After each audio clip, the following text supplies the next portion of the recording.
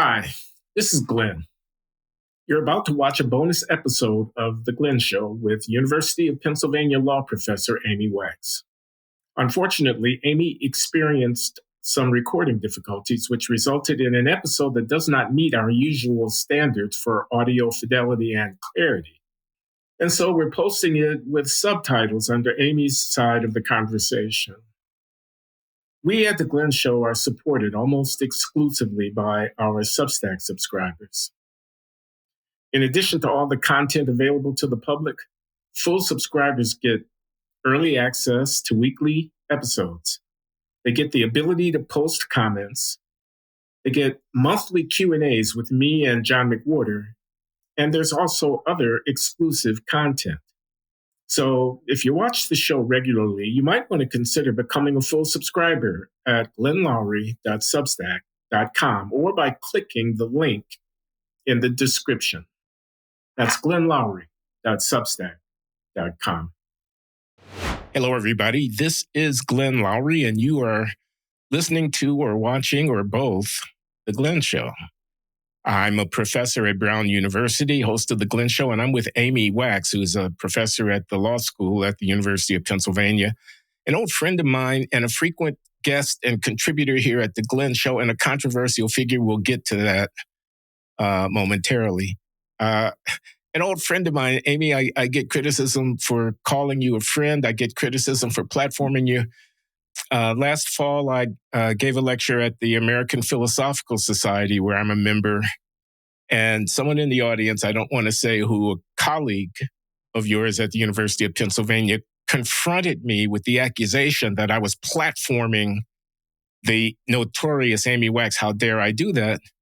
To which my answer was, the notorious Amy Wax is interesting. She's smart. She's topical. Yes, she's controversial. No, I don't necessarily agree with everything she says, but I will defend to the death her right to say it, that kind of thing. And moreover, she's being railroaded by your university, I said to this person, for having opinions that are unpopular. And in a university, to be silenced for expressing an unpopular opinion is an outrage. It's an affront to the very raison d'etre of the enterprise. And that's why I platform from time to time Professor Wax. And I'm doing it again, Amy. Well, so thank you. You are. I'm sorry, I didn't hear you. I'm glad you are. Oh, okay. Well, well, I think you put it very well. You always do. You get right to the heart of the matter. I am being punished for expressing arbitrary. That's a Freudian slip. For expressing controversial opinions that are not allowed in the university on so many important topics. There's so many questions facing our nation right now, and especially with the election of Trump. And what we are not getting in the university is any sort of meaningful discussion of the questions that are confronting our nation. I call it a dead gray zone. And my students don't disagree. I just attended a conference in Harvard sponsored by undergraduate and law students, conservative students, the Salient magazine, a wonderful magazine. And they had panels where they really engaged the important issues of the day: tariffs, national border, immigration, American identity, foreign policy. People were frank, they were open, they were unafraid, and there was a range of opinions at that conference. So that is the way it should be.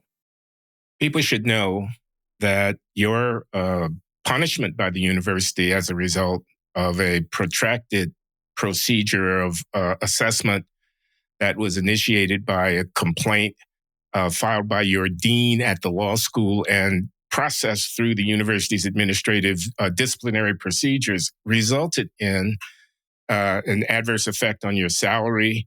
You're being stripped of a named chair to which you had been appointed, in which you had earned as a result of the excellence of your scholarship, a curtailment of the range of courses that you could teach at the university, and other strictures that it seemed to me were meant to drive you out, to drive you into retirement or into, a defensive crouch. And you ain't crouching. Well, also a suspension for a year and no more summer research money. That's a big hit, especially if I plan to stay on for 5, 6, 7 more years. It's almost $500,000 that I'm being docked here. So it's quite significant. And you're right, I'm not leaving. People always ask me, why don't you leave? Why don't you just fade into the sunset? And I tell them the same thing. You have to fight these things from within. But the real reason, Glenn, that I don't leave is that there are students at this university and other universities who depend on my being here, who regularly reach out to me and ask me the kinds of questions they can't ask any other faculty member, or at least can't get a balanced answer. They just need a person there who represents a different point of view, and they appreciate that. What are some of these different points of view, Amy, for someone who is completely unaware of what's been going on at the University of Pennsylvania? You want to tell us a little bit about where you stand on the issues of the day that are so controversial and so important? Well, the hot button issues, what we would call the hot button issues, and now they're all mixed up with Trump's ascendancy, of course. There's really, in many cases, one and only one opinion that is acceptable, right? So let's just start with something a little less hot button.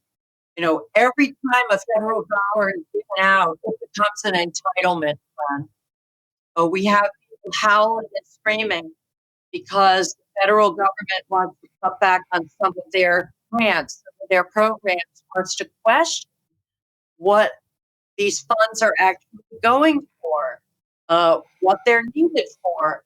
Are the projects that they're funding politicized? Are they partial?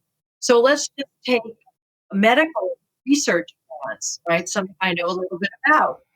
Cancer research, if you look under the hood of what this money is going for at a place like Penn, a third to half of the projects involve disparities, equity, indulging in all sorts of politicized assumptions about why minorities are worse in the medical system, forbidding the investigation of any conservative approaches to why minorities are doing worse. Their families are weaker, maybe they don't comply, they don't show up for their appointments. You'll never see research on that.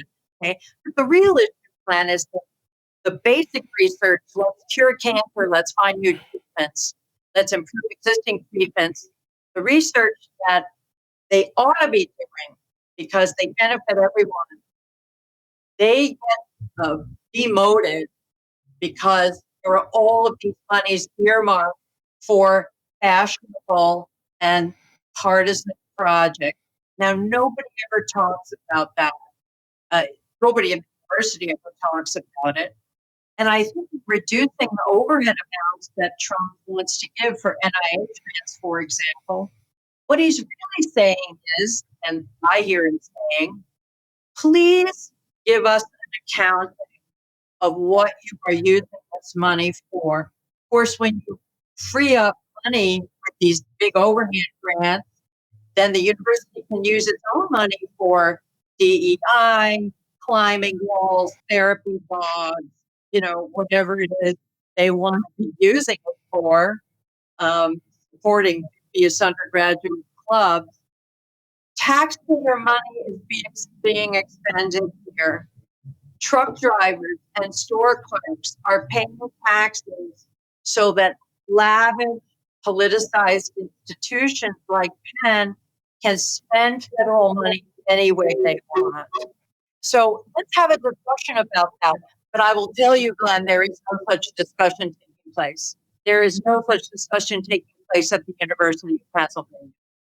Okay, that's not how you came to be disciplined by the university, but that's an example of the area that you have controversial opinions in. which is the emphasis on diversity, equity, and inclusion, and your criticism of that, the embrace of affirmative action in hiring and in student admissions, and your criticism of that, the emphasis on racial disparities that focuses mainly on external systemic anti-Black sentiments rather than on internal behavioral issues that are implicated in the disparities. You're taking, and you correct me if I say this wrongly, a relatively skeptical point of view and skeptical of the DEI mainstream and asking for aggressive interventions, of which Trump's policy toward lowering the overhead on National Institutes of Health research grants is one instance. And you're glad to see the system being shaken up in that way, and the demand for accountability of the diversity mongers being issued such as it is. And you're saying rich Ivy League institutions like the University of Pennsylvania, if they want to support the kinds of policies, they can do it with their own money, not with the public fisc. Well, right. If they're breaking the law or they're otherwise, have a very tilted, politicized agenda. But I think the point I'm trying to make, you put it very well. What I'm trying to say is you cannot, within this university, say anything positive about Trump or anything that he's doing, right? He is Satan. I've heard said on webinars, he's Hitler. There's just this attitude that everything he does is evil and unacceptable. So that's one example of how the Overton window is narrow. Now, when you get to more controversial issues more directly, like American identity, the integrity of the border, immigration, efforts to reduce or eliminate illegal immigration, then you're way outside the consensus in the university. Once again, I am waiting for any kind of balanced presentation at the university, panel, conference, that really looks at both sides of the question and invites people from the MAGA camp, from the Trump administration, from the "what about illegal, don't you understand" group, and really allows them to say their piece. It just doesn't happen, Glenn. It just doesn't happen. There's a bill of indictment against you, Amy. You're said to have mistreated, created a hostile environment for your students and so on. You're said to have invited white supremacists to address your class and so on. You're said to have endorsed views like racial realism that are ipso facto racist postures to take. And I have to mention that because otherwise people will say, you didn't tell them what she really, you're said to have criticized Asian immigration because of the long-term cultural implications that people coming from South Asia and East Asia to the United States in large numbers are alleged to have on the American society going forward. You're said to have endorsed 1950s era social attitudes about the roles of women and the traditional family and so on, which were overturned by the revolutions of sex and gender of the 1960s and the 1970s and so on. So, Amy, that's the bill of indictment. You're said to have foisted this on your students to their detriment. You've said to have said things to students in private discussions, which they reported later that were offensive to them. I mentioned that to give you an opportunity to respond. Well, I mean, that bill in particular is extensive. And let's just divide it into two parts. The first is statements that I've made in the media, at conferences, and podcasts. Those should be protected. They should be wide open. They're so-called extramural statements. And according to multiple documents that guide principles of academic freedom, including the American Association of University professor's statement of 1915, reiterated in 1940. Professors, university members, citizens, and in their capacity as citizens or professional citizens in making extramural statements outside the classroom, they should be entirely free to express their opinions. And quite frankly, Glenn, I think that that is the proper rule. All right, so I should not be indicted for that. That is absurd. They have act on all of these sporadic, kind of remote, stale, and isolated allegations of things I've said to students. I would say that all but one or two of them are completely fabricated, bogus, or utter misunderstandings of what I actually said. I could give you examples, right? At the hearing on my indictment, some student asserted that I said in class, Mexicans are likely to harass women. Complete misunderstanding by this not very bright student. I presented a case in which a member of the jury said that, engaged in a kind of stereotype statement, and the issue was whether the jury deliberations could be examined or not based on that statement. And I said, well, I know that the Supreme Court has an exception for racist statements, but if you make generalizations by nationality, that should probably not be forbidden because jurors make generalizations about nationality all the time. You know, Germans are punctual, the Swiss are compulsive. I mean, do we really want to bust open the jury deliberation process? I was making a pedagogical suggestion. I was not endorsing or asserting a statement about Mexicans. Yeah. So complete misunderstanding, right? Total misunderstanding. The committee just said, we believe her. I mean, it was like that statement after statement, which are just bogus. You know why they put these in at the last minute? Because they know they have no case against me based on what I said in some podcast or at some conference, which they totally misstate as well. So I am going to sit here and tell you the accusations that I have used students they hold no water. They hold no water. Now, if you want to, penalize me because I'm an immigration restrictionist, because I recognize cultural differences, because I criticize affirmative action, because I bring forth facts that are realistic about group differences, well, that is not compatible with academic free expression. And let me add one more thing.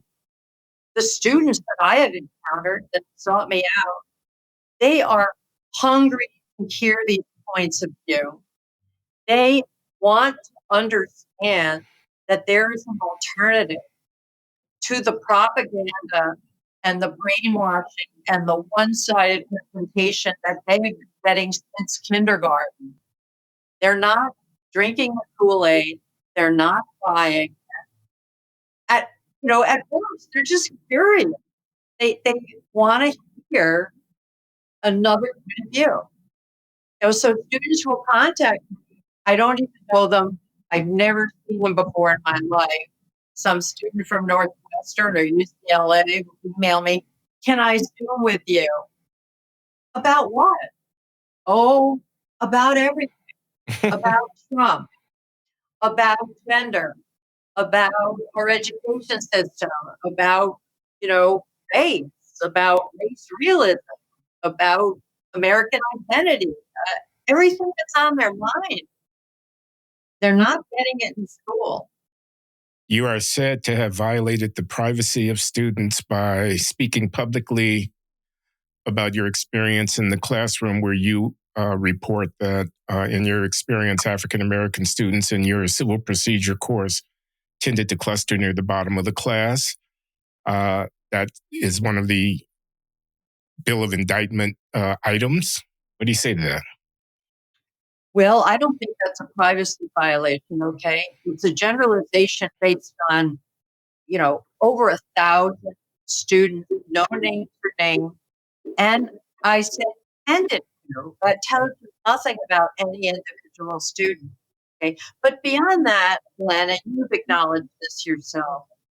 How can we talk intelligently and openly and in an even-handed way about policies like affirmative action? How can we ever critique them if we have this atmosphere of secrecy, of stealth, of hiding the data, hiding the ball, not giving people access to what is really going on? That is a way to rig the game. And that is what universities are doing now. They're rigging the game so that no one can look at the actual results, the fact, the data. These policies don't need to be justified. That's the attitude about DEI as well, right? We know that DEI is an unalloyed blessing to mankind. It is a boon.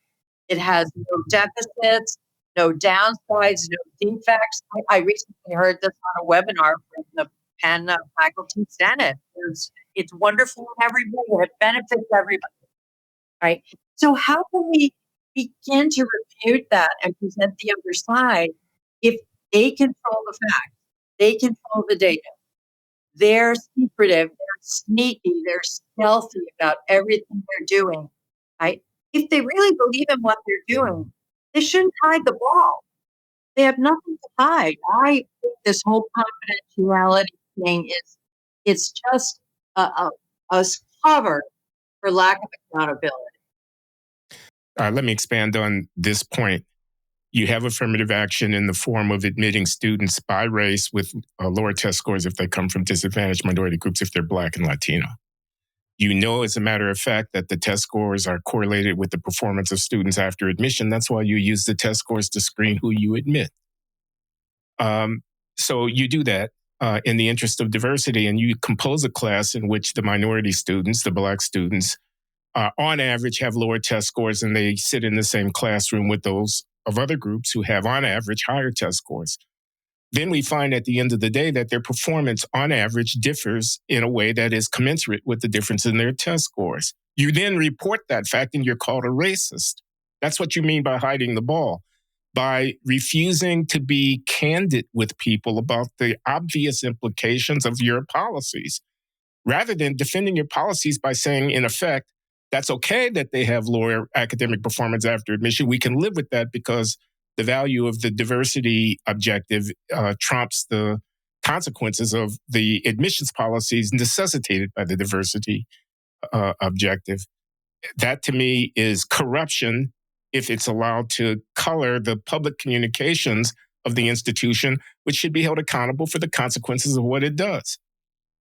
Right. And there's nothing like that going on right now. What it allows is the indulgence of falsehoods and pathology, that there's kind of magic trick going on at these elite institutions. And if you bring in people with lower qualifications or academic ability, will instantly catch up. And you dare not even imply that that is not the case. And you know what? It's troubled, Glenn, with this very sinister and destructive idea that to suggest otherwise is a way of traumatizing and harassing minority students. We have psychologized the concept of harm, which now has spread from kudzu to prevent anyone from saying anything that other people might find upsetting or offensive. Well, but what about this, Amy, that my conversation partner here at the Glenn Show, John McWhorter, makes this point often. If you're just the typical Black student and you're hearing this and you're thinking, what kind of environment am I going to have if I go into a classroom with somebody who talks like this? And you feel trepidation. You feel insecurity because you feel that the person who is talking like this doesn't have your interests at heart, has antipathy toward people like you, is unbound by the strictures of decency that leads people to censor what they say in the interest of not creating harm. You just got to be saying psychologized harm, and you're afraid. And that's a hostile environment that students should not. I mean, let me give an analogy. A Jewish student confronted by some rabidly anti-Zionist propaganda, feeling insecure in the environment because they think that the uh, uh, recognition of their interest and their sensibilities is less than what they would feel secure knowing. And they speak out against that. Well, this is kind of like that. So goes this argument. I'm asking you to respond to it.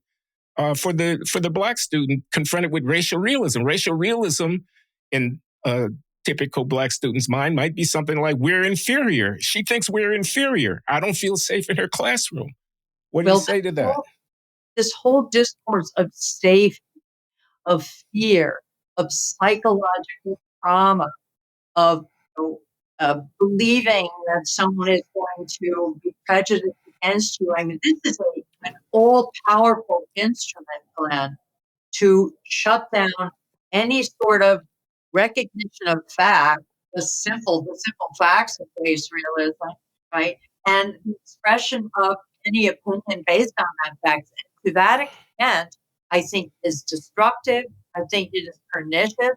And I think we should fight against it. So take the example of anti-Semitic speech, right? I am a hawk about anti-Semitic speech. My view is bring it on.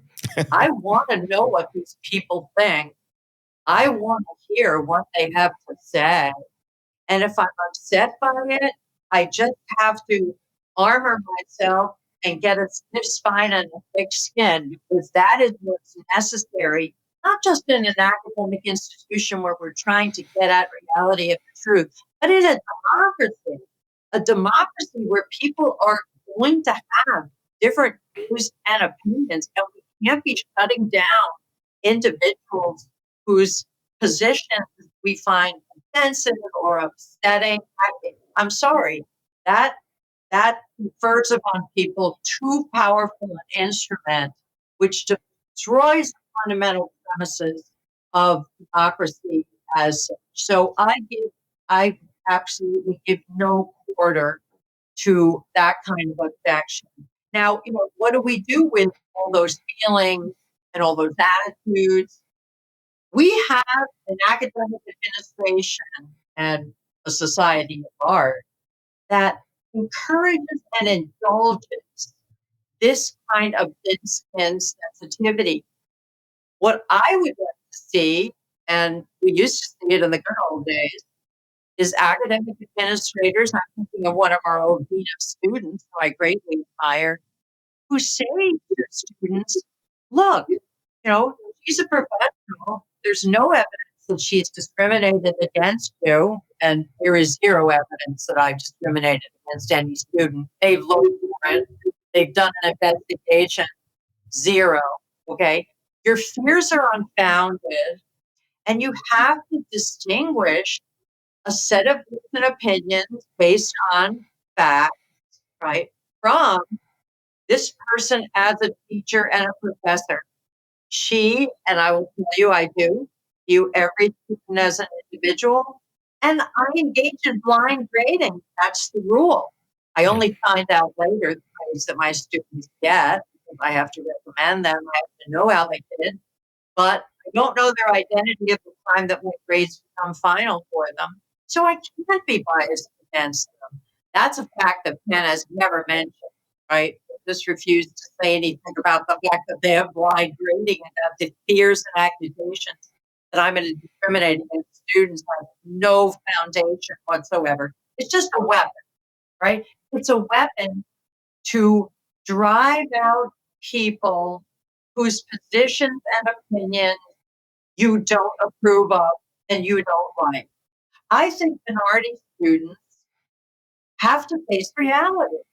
Let me give you an analogy which I used recently in another event. I'm a woman, okay? I know the data that shows that at the right tail of the bell curve for IQ, for ability, for genius, for creativity, whatever you want to call it, there are more men than women. That's just an empirical fact. right? Something called the greater male variance hypothesis.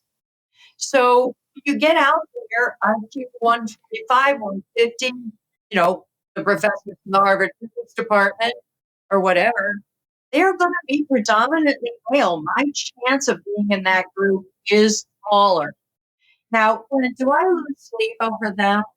Do I lie awake at night feeling traumatized, feeling denigrated, feeling reduced, feeling unsafe because of that fact?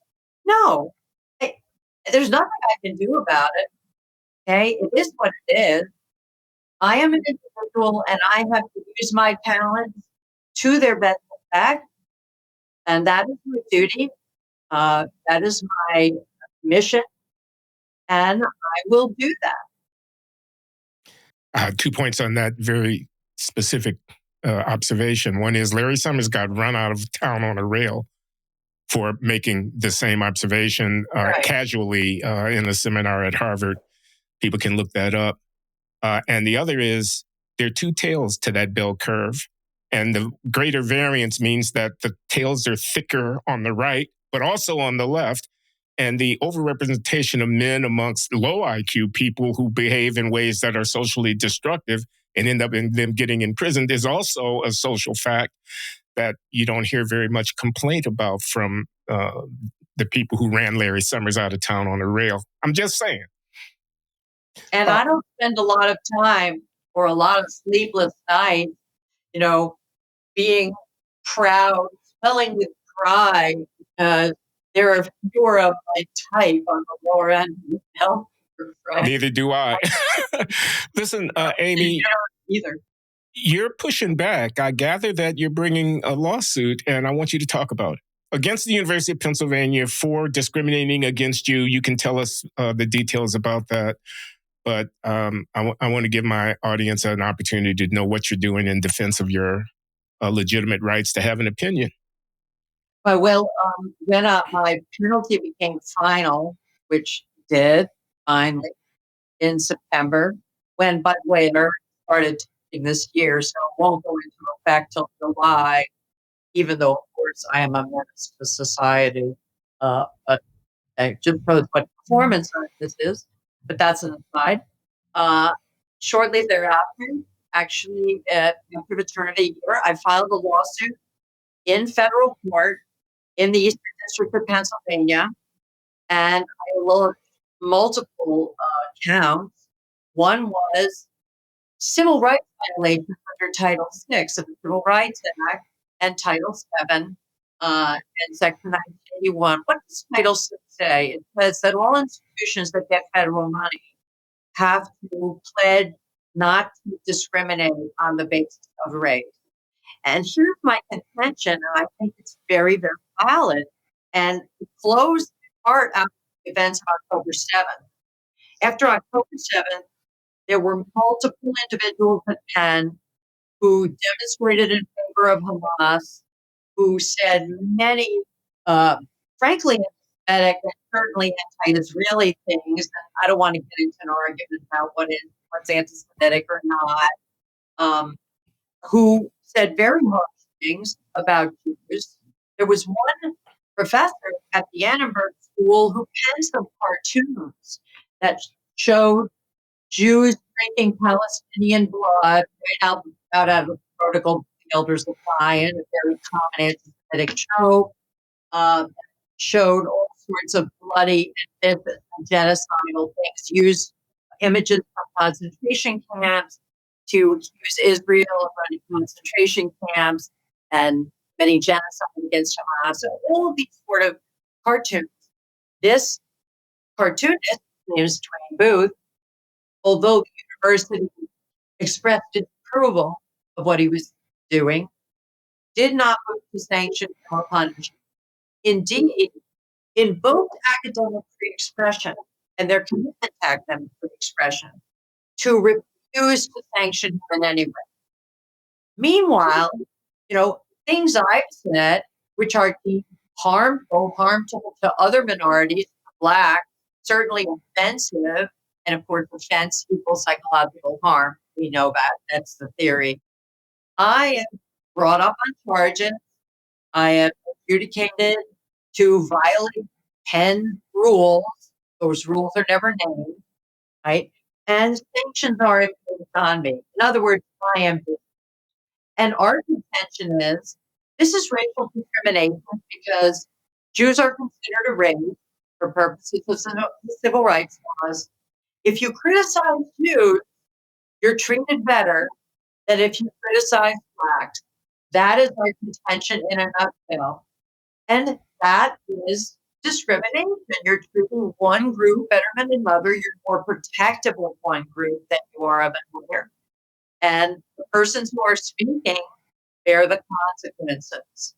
Now, I also have other contentions. It turns out that men have pledged on several occasions to honor the First Amendment of the Constitution in their sanctions against me. They are obviously flouting that. They're violating that. So that's part of my contract, part of my tenure promise. They're a contractual claim. But the core of my case, Glenn, core of my case is that there is a double standard at Penn. The double standard violates the Civil Rights Act. Penn received federal funds. They should drop the charges against me, and they should not be receiving federal funds. Well, wait a minute. There's something I don't understand here. It looks like your civil rights claim and your free speech claims are in contradiction with one another. That is, in order not to have violated your civil rights, Penn would have to have restricted the free speech of the people who were making the anti-Semitic statements. And I don't want to be misunderstood. I don't endorse those statements at all.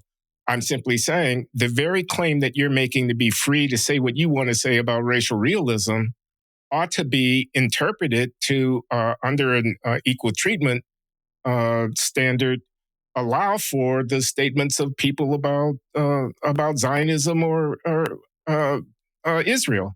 I mean, what am I missing? These things don't seem to be consistent with one another. Let me clarify. Nowhere in the complaint do we express any opinion about whether these pro-Hamas, anti-Israeli statements should be disciplined as such.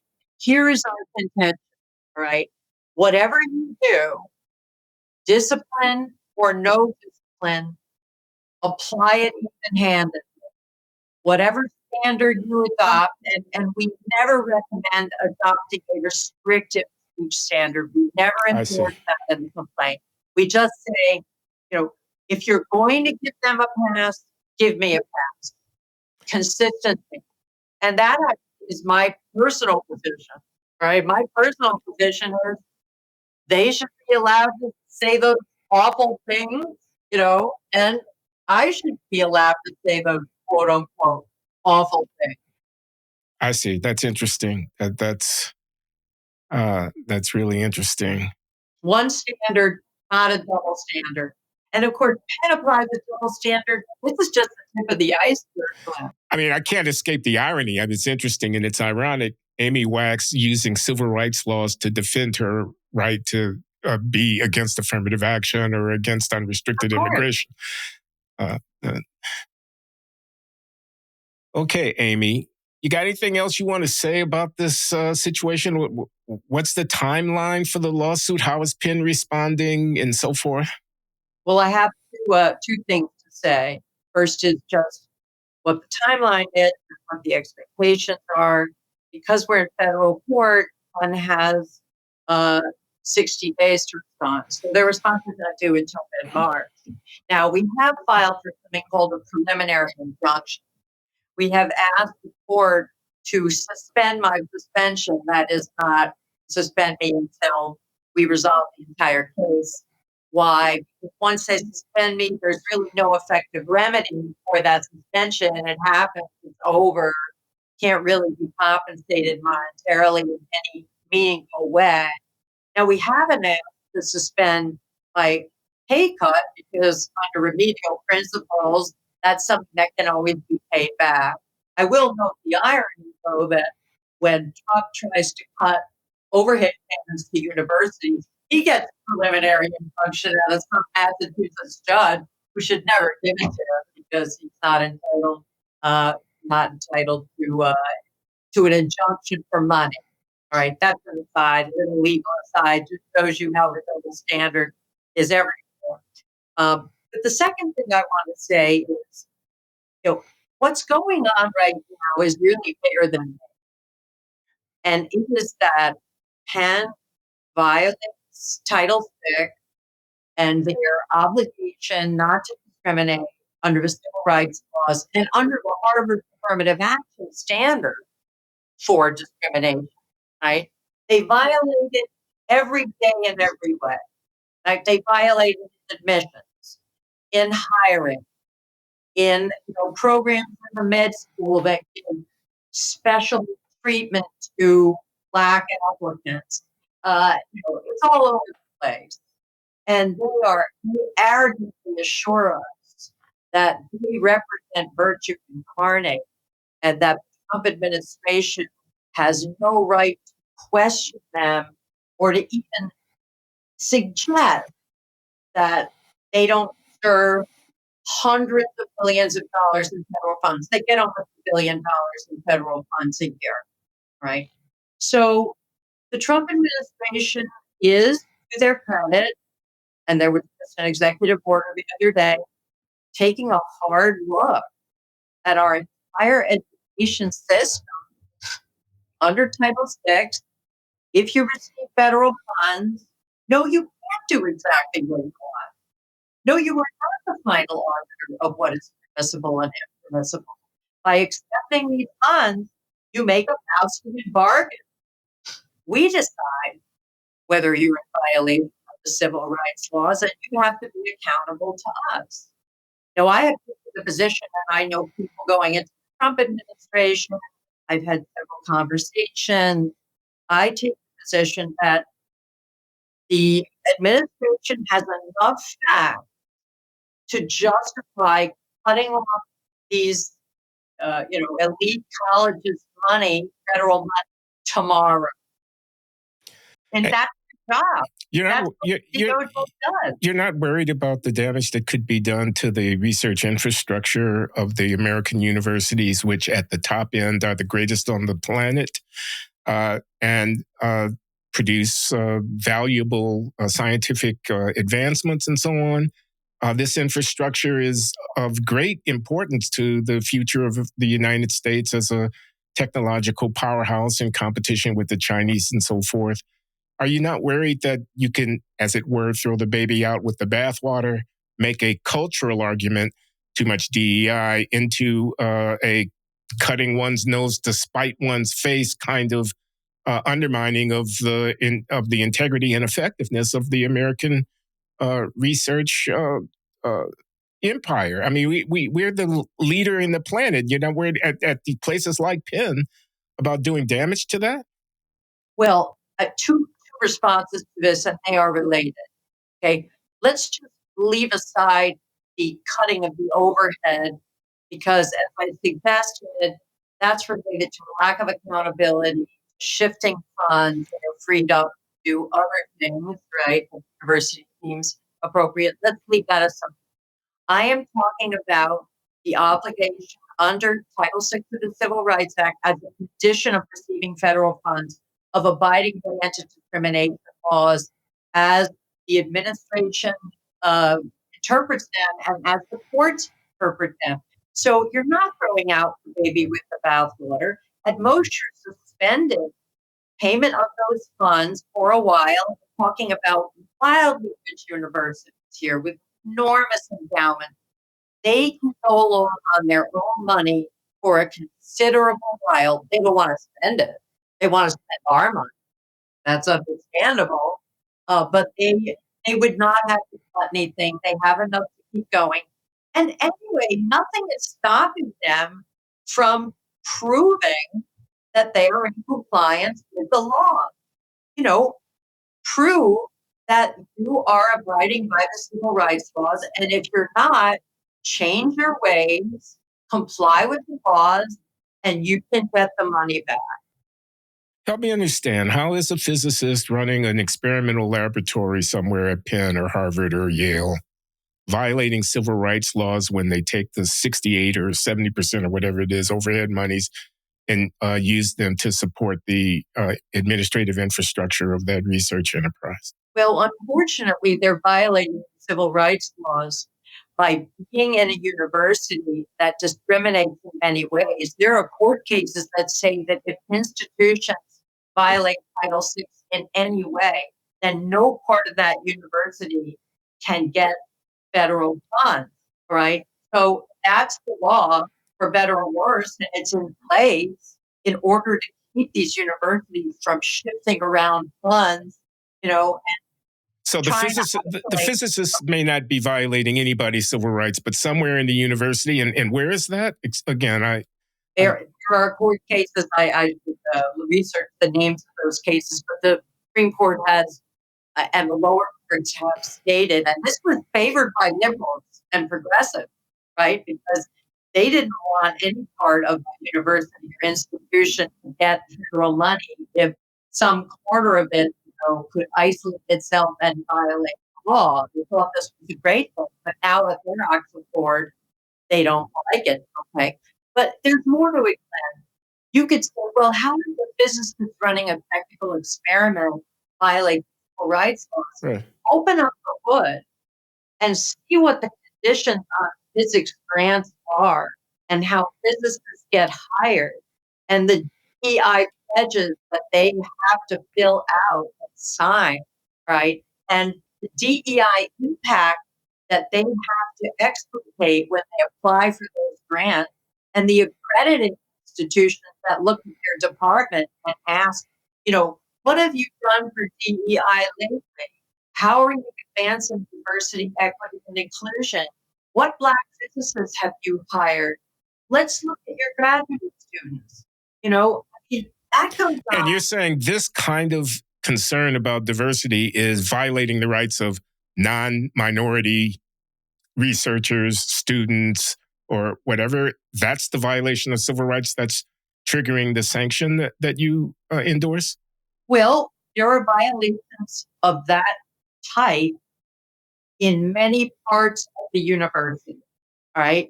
They exist. Look at John Taylor's research.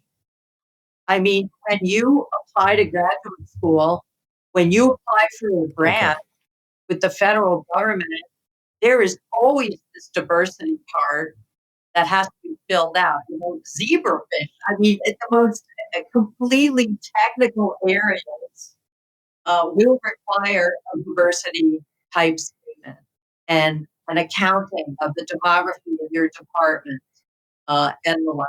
I mean, the area that I know best, apart from law school, is the med school, because I have relatives who work in the med school, right? Penn has a program where graduates of historically Black institutions, in order to be admitted to Penn Med, one of the top med schools in the country and very hard to get into, they don't have to take the MCATs. They are relieved of having to take the MCATs at all. They have a special track. Now, they keep this very secret. A lot of what they're doing here is, they don't tell the public about it, but it's there. Yeah, and I'm not for that. I'm not at all, but I will confess to being a little bit unnerved by the far-reaching implications of this anti-DEI movement that is afoot here, which is not just... What are you afraid of? What are we sacrificing? I'm afraid that formulating interest in any kind of racial terms, we don't have enough Black physicians. Oh, you're talking about applying DEI, not getting rid of it. Applying DEI. No, I'm afraid about getting rid of, quote, the baby with the bathwater. I'm afraid that the desire to avoid, I'm going to call it reverse discrimination against whites, people who are not in the minority protected categories. We don't want discrimination of that sort. We don't want different standards for admission to the med school. Will morph into, we don't want Black History Month. We don't want a concern about difference in mortality and morbidity by race being a concern for public interest. we're going to stop worrying about whether or not we have enough Black physicians and so on, because after all, that's DEI. And what is colorblind in terms of the treatment of individual persons, which I endorse, becomes a kind of indifference to racial disparity writ large, to court. Don't talk about race. I don't want to hear about it. I don't want to hear about the overrepresentation of Blacks amongst the imprisoned. That's not a legitimate matter of public interest, because those matters can be addressed in ways that don't necessarily violate the rights of individuals.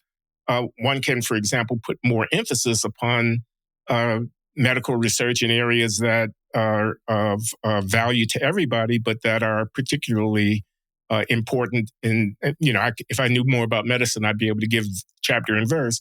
But do you see the distinction I'm making? A distinction between banning reverse discrimination. I'm going to call it reverse, discrimination in the interest of diversity that hurts the people who are not in the protected category on the one hand, and banning any public objectives being pursued that are motivated in part by a concern about racial disparity in the other. We're not supposed to be concerned about racial disparity at all anymore. That's what I'm worried about. Well, I mean, there is racial disparity in some aspects of health, for sure. The question is, since we have scarcity, in addressing that, should we put a large amount of resources behind that? And the answer to that, the proof is in the pudding. Please show us and demonstrate to us that focusing on so-called disparity research is really going to improve minorities' health more than, for example, trying to take a giant leap forward in the treatment of lung cancer or breast cancer that ends up benefiting everybody. And I think what has happened, it sounds good to say you have these disparities to look into them. I understand that, right? But I haven't seen, and I just did a chapter on this with my husband, who's an oncologist.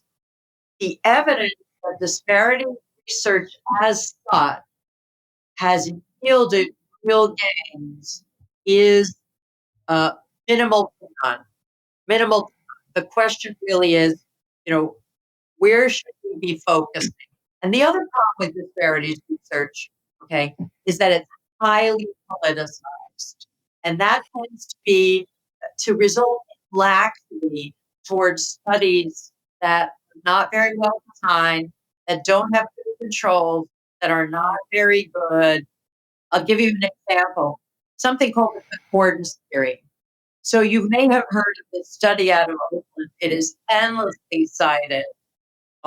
That purports to say that Black babies have better survival rates taken care of by Black doctors. I've heard about that. I've also always been skeptical about those claims. Well, be skeptical, okay? Because first of all, it is the one and only one study practically, there's another one I'll get to in a minute, that is cited for this concordance theory. So the edifice that's built on this rickety structure is massive. The second is, it's a terrible study. I mean, the way it was designed, it doesn't have the proper controls, doesn't actually measure being treated by Black physicians. No, it looks at the overall demography of the hospital you're treated in, which is a very poor proxy for being treated by a Black physician. It doesn't take into account, and there have been a number of studies now that have looked at this, that when a baby is really sick and has to go to the NICU, it tends to go to these major medical centers where all the doctors are mostly white, right? So the sickest babies are taken care of by white doctors. They have worse outcomes. Yeah, that's a fundamental methodological flaw. Look, I'm not against accountability for these kinds of studies, and there hasn't been enough of it. They should be held to the same standards of evaluation as anybody else. What I'm against is ruling out a priori any interest in that line of inquiry because it's DEI. Mm-hmm.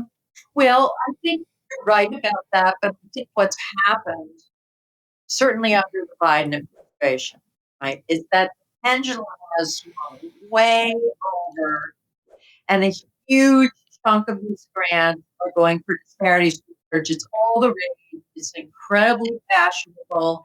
And even in prestigious programs like Penn, right, you will see a disproportionate number of young scientists, fellows, trainees saying, I'm going to do disparity research. Right? And in fact, what they ought to be doing is let's do the hard find of finding another better therapy for cancer that still kill virtually everybody. Yeah. It's really a matter of emphasis. And I think both physicians I talked to who are skeptical of disparity research, that is their proposition, that we should be promoting the very best. It's all mixed up with the double standards of the vaccine, because Glenn, I'm going to tell you a very unpleasant fact. To do this basic science stuff, it's hard. Yeah, you better be pretty smart. You better be on top of your science.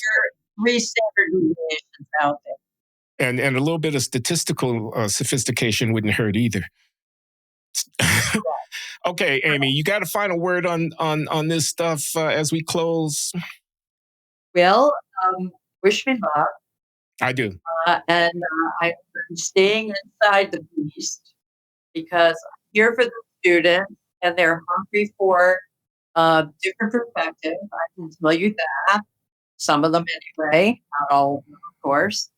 And secondly, I believe in academia and I would like to see some of its flaws, extreme flaws, politicization, correct. We're here to build knowledge, to discover the truth, however unpleasant it might be for some people. And I think we should stick to our mission. I teach a course from time to time, a seminar on open inquiry and free speech in the university. And we read classics like Plato's Apology of Socrates and Milton's Areopagitica and John Stuart Mill. And we also do contemporary case studies, of which one is the case of Amy Wax.